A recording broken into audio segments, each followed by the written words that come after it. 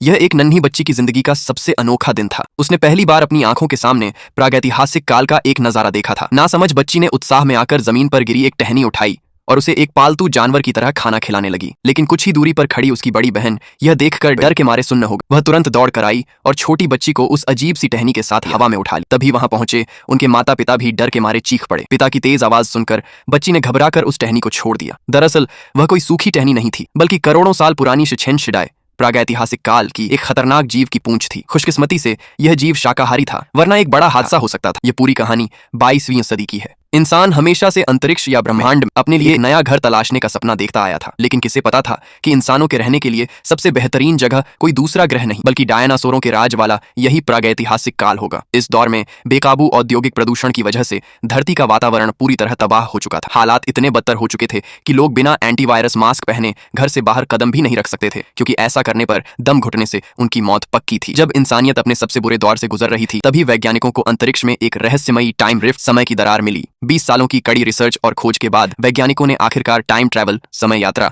की तकनीक पर महारत हासिल कर ली। उन्होंने 8.5 करोड़ साल पुराने इस दौर को अपना निशाना बनाया और इंसानों को वहां भेजने के लिए एक विशाल इमिग्रेशन प्लान शुरू किया। जो लोग इस विनाशकारी धरती को नहीं छोड़ते, उन्हें यहीं घुट घुट कर मरना पड़ता। इसी दौरान जिम नाम का एक शख्स काम से घर लौटता है। वह बड़ी ही सावधानी से अपने कागज के थैले से एक संतरा निकालता है। उसे देखकर उसका पूरा परिवार हैरान रह जाता है। इस प्रदूषण भरे दौर में ताजे फल किसी बेशकीमती खजाने जैसे थे, जिसकी खुशबू मात्र से ही लोग मंत्रमुग्ध हो जाते थे। अभी पूरा परिवार उस संतरे का स्वाद लेने ही वाला था कि उनकी दूसरी बेटी मैडी बेहद डरी हुई हालत में घर के अंदर भागती हुई आती है। वह हाँफते हुए कहती है कि वे लोग आ गए हैं। यह सुनते ही पूरा परिवार चौकन्ना हो जाता है। वे बिना वक्त गंवाए अपनी सबसे छोटी बेटी जोई को वेंटिलेशन पाइप के अंदर छिपा देते हैं। दरअसल जोई इस नए समाज के नियमों के दायरे से बाहर पैदा हुई बच्ची थी। अगर सरकार को उसके बारे में पता चलता तो परिवार पर भारी जुर्माना लगता, या फिर बच्ची को हमेशा के लिए उनसे छीन लिया जाता। तभी सुरक्षाकर्मी दरवाजा तोड़कर घर में घुस आते हैं और तलाशी शुरू कर देते हैं। आखिर में वे जिम को पकड़ लेते हैं। अपनी बेटी को बचाने के लिए जिम बिना कुछ सोचे समझे उन अधिकारियों से भिड़ जाता है। अधिकारियों पर हमला करने के जुर्म में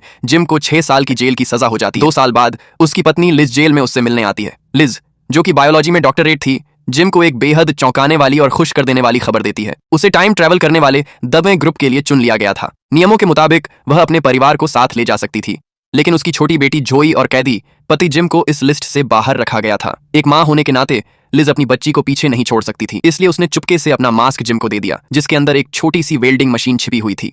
जेल से भागने के बाद जिम सबसे पहले अपने शरीर में लगे ट्रैकिंग डिवाइस को काटता है और सीधे उस जगह पहुंचता है जहां से लोग टाइम ट्रैवल कर रहे थे। जिम पहले एक काबिल पुलिस अफसर रह चुका था, इसलिए उसने आसानी से सुरक्षा घेरे को तोड़ा और अपनी पत्नी द्वारा छिपाकर रखे गए बैग और हथियारों को हासिल कर लिया। पूरा परिवार पोर्टल के सामने इकट्ठा हो जाता है, लेकिन ऐन वक्त पर जिम पकड़ा जाता है। अपने परिवार को सुरक्षित निकालने के लिए जिम खुद को एक चारे की तरह इस्तेमाल करता है और गार्ड्स को उलझाए रखता है। जैसे ही उसे यकीन होता है कि उसका परिवार पोर्टल के पार जा चुका है, वह गार्ड्स को मारकर खुद भी उस समय की दरार में कूद जाता है। जिम आखिरकार प्राचीन काल में पहुंचने में कामयाब हो जाता है, लेकिन 22वीं सदी के इंसानों के लिए यहाँ की हवा में ऑक्सीजन की मात्रा बहुत ज्यादा थी। यहाँ कदम रखते ही नए लोगों को ऑक्सीजन का नशा होने लगता। विडंबना देखिए, जिस ताजी हवा के लिए वे तरस रहे थे, अब उसी हवा में जिंदा रहने के लिए उन्हें शुरुआत में एक खास तरह की बोतल बंद गैस का सहारा लेना पड़ रहा था, ताकि उनका शरीर इस माहौल में ढल सके। तभी सैनिकों की नजर जिम के पास मौजूद गैर कानूनी हथियारों पर पड़ती है। वे तुरंत अलर्ट हो जाते हैं और जिम को चारों तरफ से घेर लेते हैं। जब एक सैनिक चाकू से जिम के बैग को फाड़ने की कोशिश करता है,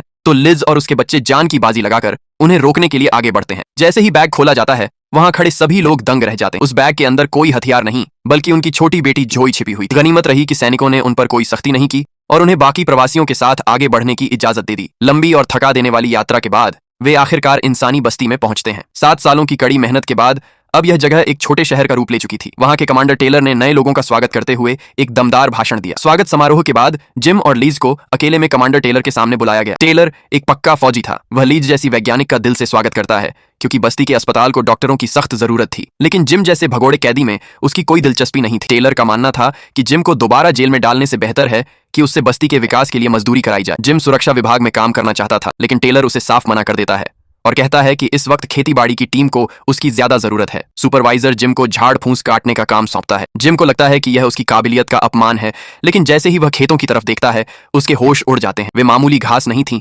बल्कि ऐसी विशाल लपटें और जंगली लताएं थीं जो इंसान के हाथ से भी ज्यादा मोटी थीं। जिम पूरे दिन कड़ी धूप में काम करता है। जब उसका काम लगभग खत्म होने वाला होता है, तभी उसे अपने हाथ पर एक अजीब सी खुजली महसूस होती है। वह देखता है कि एक इंसान के सिर से भी बड़ा कीड़ा धीरे धीरे उसके हाथ पर रेंग रहा है। जिम डर के मारे बाट से नीचे गिर जाता है। वह सोचने लगता है कि क्या उसका अगला काम इन भयानक कीड़ों को मारना होगा। दूसरी तरफ लिज अस्पताल में अपनी ड्यूटी संभालती है, लेकिन वहां के इलाज के तौर तरीके देखकर वह हैरान रह जाती है। उसके सामने एक मरीज लेटा हुआ था जिसके शरीर में ऑक्सीजन की मात्रा बहुत ज्यादा हो गई थी। लिज ये देखकर दंग रह जाती है कि मरीज के शरीर में कोई सुई या ड्रिप नहीं, बल्कि एक बड़ा सा मोटा कीड़ा चिपका हुआ था। वह कीड़ा मरीज के खून से अतिरिक्त ऑक्सीजन को सोख रहा था। लिज बड़ी मुश्किल से उस चिपचिपे कीड़े को बाहर निकालती है, जिससे उसके हाथ लार से सन जाते हैं। यहाँ के लोगों ने प्रकृति की चीजों का इस्तेमाल करना बखूबी सीख लिया था। जिम का परिवार धीरे धीरे इस शांत लेकिन खतरनाक माहौल में ढल रहा था। तभी एक ऐसी घटना घटती है जो सबकी रातों की नींद उड़ा देती है। अस्पताल में लिज के पास एक अजीब मरीज आता है जो असल में बस्ती की बिजली चुराने वाला चोर था। इससे पहले कि लिज कुछ समझ पाती, वह आदमी अचानक खड़ा होता है और लिज को बंधक बना लेता है। सुरक्षा में तैनात एक अश्वेत सैनिक को लिज की जान बचाने के लिए अपने हथियार डालने पड़ते हैं और वह चोर वहां से भाग निकलता है। जिम की नजर उस भागते हुए आदमी पर पड़ती है। हालांकि जिम को अस्पताल की घटना का पता नहीं था, लेकिन एक पुलिस वाले के अनुभव से वह समझ जाता है कि यह आदमी कोई बड़ी मुसीबत खड़ी करने वाला है। जिम चुपके से उसका पीछा करता है। वह देखता है कि वह आदमी हाथ में बंदूक लिए सीधे कमांडर टेलर की तरफ गोली चलाने वाला होता है। जिम हवा में छलांग लगाकर उसे जमीन पर पटक देता है। जिम की इस बहादुरी की वजह से टेलर की जान बच जाती है और जिम हमेशा के लिए कमांडर का भरोसा जीत लेता है। टेलर जिम को अपने साथ एक ऊंची पहाड़ी पर ले जाता है जहां से पूरी बस्ती साफ दिखाई देती थी। वहां टेलर उसे छठी पीढ़ी के प्रवासियों की कड़वी सच्चाई बताता है। वे लोग इस मुख्य बस्ती से अलग होकर एक विद्रोही गुट बन चुके थे। टेलर को शक था कि उन विद्रोहियों ने उसकी खुद की बस्ती में जासूस छोड़ रखे हैं जो अंदर की गोपनीय जानकारी बाहर भेज रहे हैं। वह जिम को इन जासूसों का पता लगाने का काम सौंपता है। आखिर उन विद्रोहियों का मकसद क्या था और वे टेलर को क्यों मारना चाहते थे? 8.5 करोड़ साल पुराने इस क्रिटेशियस युग में जिंदगी जितनी बाहर से शांत दिखती थी उतनी थी नहीं। एक दिन पहाड़ी पर खड़े होकर जब टेलर दूरबीन से देखता है तो उसे 2 बख्तरबंद गाड़ियां तेजी से बस्ती की तरफ आती हुई दिखाई देती हैं। वे गाड़ियां उन्हीं विद्रोहियों की थीं। टेलर और जिम तुरंत अपनी गाड़ी लेकर उन्हें रोकने के लिए निकलते। दोनों तरफ की गाड़ियों में जबरदस्त टक्कर होती है, लेकिन दुश्मन अपनी गाड़ियों को रोकने के बजाय अंधाधुंध गोलियां चलाते हुए भागने की कोशिश करते। जल्द ही जिम को समझ आता है कि विद्रोही उन पर नहीं बल्कि उनके पीछे आ रहे एक भयानक डायनासोर पर गोलियां चला रहे थे। वह एक मेंढक जैसे सिर वाला विशाल और खूंखार डायनासोर था।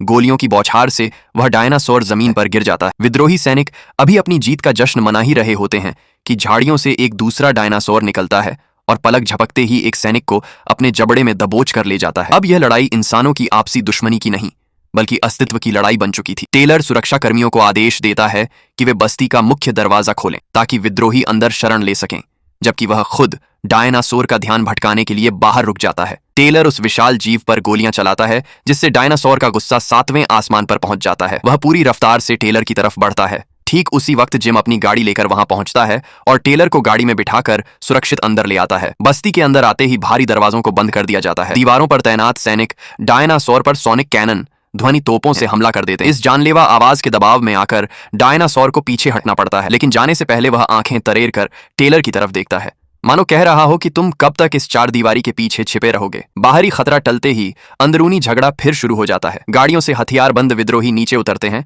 और बस्ती के सैनिकों पर बंदूकें तान देते हैं। माहौल इतना तनावपूर्ण था कि अगर किसी एक की उंगली से भी गलती से ट्रिगर दब जाता तो वहां लाशों का ढेर लग जाता। तभी विद्रोहियों की कमांडर मीरा आगे आती है। वह एक समझौते की पेशकश करती है। वह एक बॉक्स में कीमती लोहे के अयस्क आयरन ओर के बदले अपनी दवाइयां और अपने एक कैद साथी को रिहा करने की मांग करती है। टेलर इस समझौते को मान लेता है और बस्ती में एक बार फिर शांति बहाल हो जाती। इसी बीच जिम का बेटा जॉश बस्ती में घूमते हुए स्काई नाम की एक लड़की से मिलता है। स्काई का दोस्ताना अंदाज जॉश को बहुत पसंद आता है। जॉश अपनी उम्र के उस पड़ाव पर था जहां माता पिता की बातें बुरी लगती। स्काई की बातों में आकर वह बस्ती के कुछ बिगड़ैल बच्चों के एडवेंचर ग्रुप में शामिल हो जाता है और उन इलाकों में जाने लगता है जहां जाना सख्त मना था। स्काई तीसरी पीढ़ी की प्रवासी थी, इसलिए वह यहाँ के जंगलों के चप्पे चप्पे से घने जंगलों को पार करने के बाद वे एक खूबसूरत झरने के पास पहुंचते हैं। स्काई बिना किसी झिझक के पानी में कूद जाती। लड़कों का ग्रुप भी जोश में आकर पानी में उतर जाता है, लेकिन वहां जाकर जॉश की नजर नदी के किनारे पत्थरों पर पड़ी कुछ नक्काशी पर पड़ती है। उन पत्थरों पर अजीब से ज्यामितीय आकार और कुछ गणितीय सूत्र लिखे हुए थे। निशानों को देखकर साफ पता चल रहा था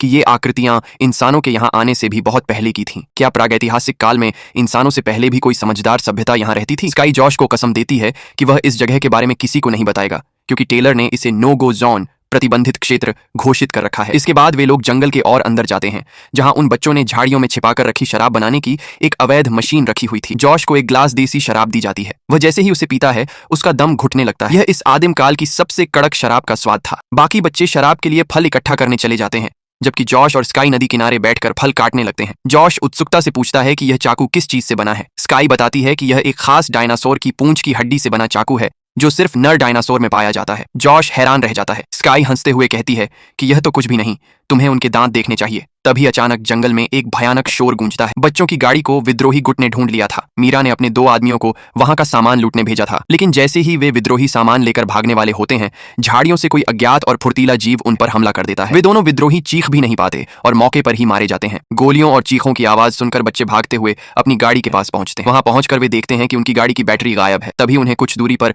विद्रोहियों की बख्तरबंद गाड़ी खड़ी दिखाई देती है। स्काई समझ जाती है कि बैटरी उन्हीं लोगों ने चुराई होगी। जब वे बैटरी वापस लेने के लिए उस गाड़ी के पास जाते हैं तो देखते हैं कि गाड़ी के दरवाजे से खून बह रहा है। इसी बीच घने पेड़ों के बीच से किसी खूंखार शिकारी के गुर्राने की आवाजें आने लगती हैं। सभी बच्चे डर के मारे गाड़ी के अंदर घुसने की कोशिश करते हैं। जैसे ही दरवाजा खुलता है, अंदर बैठा एक घायल विद्रोही उन पर बंदूक तान देता है। खुशकिस्मती से स्काई उस आदमी को पहले से जानती थी, इसलिए वह उन्हें अंदर आने देता है। तभी एक बेहद फुर्तीला और जानलेवा रैप्टर डायनासोर झाड़ियों से निकलकर गाड़ी पर टूट पड़ता है। गाड़ी के अंदर चीख पुकार मच जाती है। जॉश ने अपनी जिंदगी में कभी ऐसा खौफनाक नजारा नहीं देखा था। वह खिड़की के बाहर उस मौत को अपनी तरफ बढ़ते हुए देखता रहता है। ऐन वक्त पर स्काई गाड़ी की छत का शीशा बंद कर देती है, जिससे उनकी जान बच जाती है। गाड़ी के अंदर बंद बच्चे डर और घुटन से पागल होने लगते हैं। तभी एक लड़की बिना किसी की बात सुने बंदूक तानकर गाड़ी से बाहर भाग जाती है ताकि वह बस्ती से मदद ला सके।